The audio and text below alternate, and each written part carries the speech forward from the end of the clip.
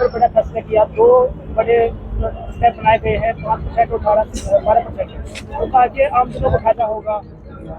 देखिए, बीजेपी एक बहुत धोखेबाज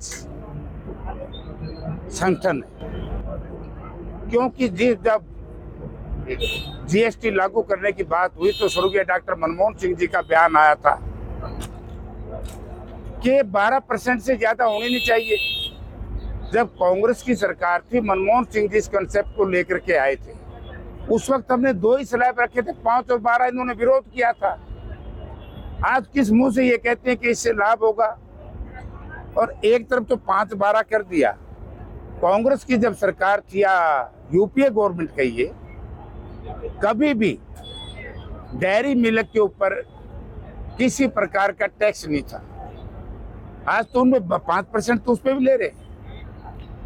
आज भय है, क्योंकि जिस तरीके से केंद्र सरकार की विदेश नीति फेल हुई और पूरी दुनिया ने भारत को एक अकेला छोड़ दिया केंद्र सरकार की गलत नीति की वजह से, तो आज उन्होंने ये किया। ये तो बहुत लेट किया, 10 साल तक क्या करते रहे। पहले इनको अकल नहीं थी, या इनकी सोच जनता के खिलाफ थी, या जनहित की सोच नहीं थी। और इसमें भी आप एक बात देखिए, टोटल इन्होंने वही काम किया। जैसे क्रूड ऑयल कोरोना के समय में बहुत निचली पायदान पे चला गया, तो उन्होंने क्या किया, हमने सेंट्रल एक्साइज माफ कर दी। उस सेंट्रल एक्साइज जो कम की, उसको जनता को क्या लाभ हुआ? जब तक डीजल और पेट्रोल के दाम कम ना करेंगे। तो इसी तरीके से जीएसटी में बहुत सी ऐसी चीजें अब भी हैं जो 40% तक लेकर चले गए।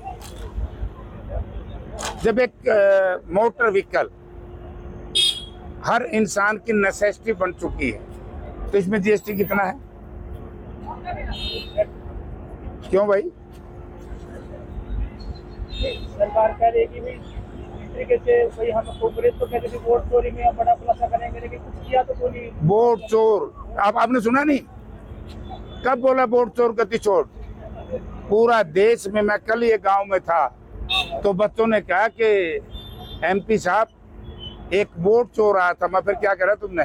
बोला हमने कहा कि वोट चोर गति चोर। बच्चे कहने लगे। चोरी की सरकार हरियाणा में बनी, वोट चोरी से देश में सरकार बनी। आज उसी का एक नतीजा है। जिस तरीके से ऑपरेशन सिंदूर में हमारा ऑपरेशन असफल रहा, और जिस तरीके से पूरी दुनिया ने, एक जमाना था स्वर्गीय श्रीमती इंदिरा गांधी जी का, जब अमेरिका के राष्ट्रपति निक्सन जी ने उनसे चर्चा करनी चाहिए, उन्होंने मना कर दिया।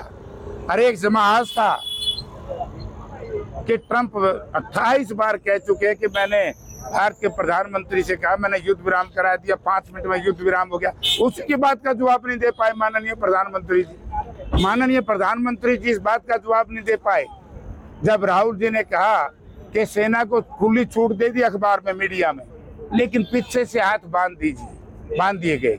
जब डीजीएमओ इंडिया, डीजीएमओ पाकिस्तान को बता करके हमला करता है, बम गिर डालता है, तो यह युद्ध था क्या? आज तक जनता ये जानना चाहती थी। इसलिए हमने सेशन को नहीं चलने दिया कि जनता जानना चाहती है पहलगांव की दुर्घटना से लेकर के ऑपरेशन सिंदूर तक क्या हुआ है, किसी को मालूम नहीं। आपको मालूम हो तो आप बताए। तो पंजाब में बाढ़ के हालात है, हरियाणा में, पंजाब में बात की जाए। देखिए, ये हरियाणा में जो बाढ़ है, ये प्राकृतिक आपदा नहीं है, ये सरकारी आपदा है। जो इरिगेशन डिपार्टमेंट है, मिजरेबली फेल हो चुका है। कहीं ड्रेनों की सफाई नहीं, कहीं पंप हाउस की मरम्मत नहीं। पंप हाउस के ऊपर जो बिजली के हैं, उनके बिजली के समय पर कनेक्शन नहीं दिए गए। बहुत सी ऐसी ड्रेनें हैं जो आपने देखा होगा, सुनते भी होंगे, धनाना से लेकर के गग्गर तक एक ड्रेन जाती है, और वो हर रोज 2-3 गांव में टूट जाती है।